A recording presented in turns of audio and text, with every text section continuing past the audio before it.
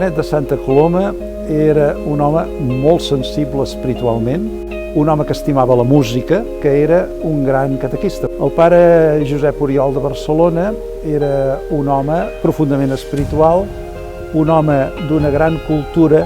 Domènec de Sant Pere de Riudevilles, ell va estar molts anys a Amèrica, allà va treballar moltíssim i va desgastar i psíquicament va quedar desgastat. Llavors va retornar a la província i a la província li van trobar un lloc tranquil com podia ser el convent de Manresa.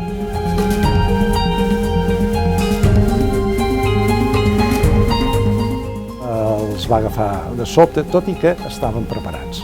I van dissoldre la comunitat i llavors cada religiós ja tenia destinada una casa i cadascú és detingut en un moment determinat per una denúncia perquè un va ser reconegut pel carrer. Ells tenien consciència de martiri i han estat educats, és a dir, s'ha de donar testimoni de fe fins a les últimes conseqüències.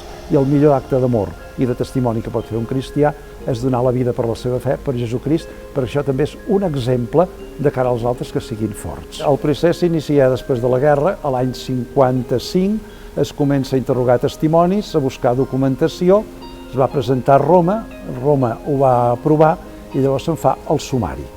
I aquest és el sumari dels 3 màrtirs de Manresa. Posen al davant la imatge de Jesús reviscuda, d'alguna manera. I això també és el que va voler viure Sant Francesc, i no com una cosa del passat, no com una cosa de fa 2000 anys, sinó al revés, com una cosa que s'ha de tornar a fer realitat en la vida de cada cristià. Per nosaltres, caputxins, és important que aquest episodi de la nostra història segueixi viu.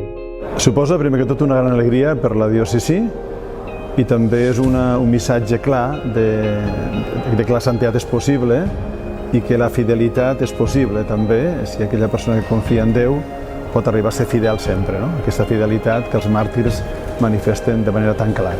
Aquesta beatificació per la Seu és connectar amb els testimonis que ens han precedit en aquest camí de la fe, perquè els màrtirs, no oblidem que són testimonis. Llavors nosaltres també tenim uns exemples que ens continuen animant a donar el mateix testimoni de l'Evangeli. Ara la gent comença, a Manresa sobretot i a Vic, serà per la primera vegada que la gent podrà presenciar.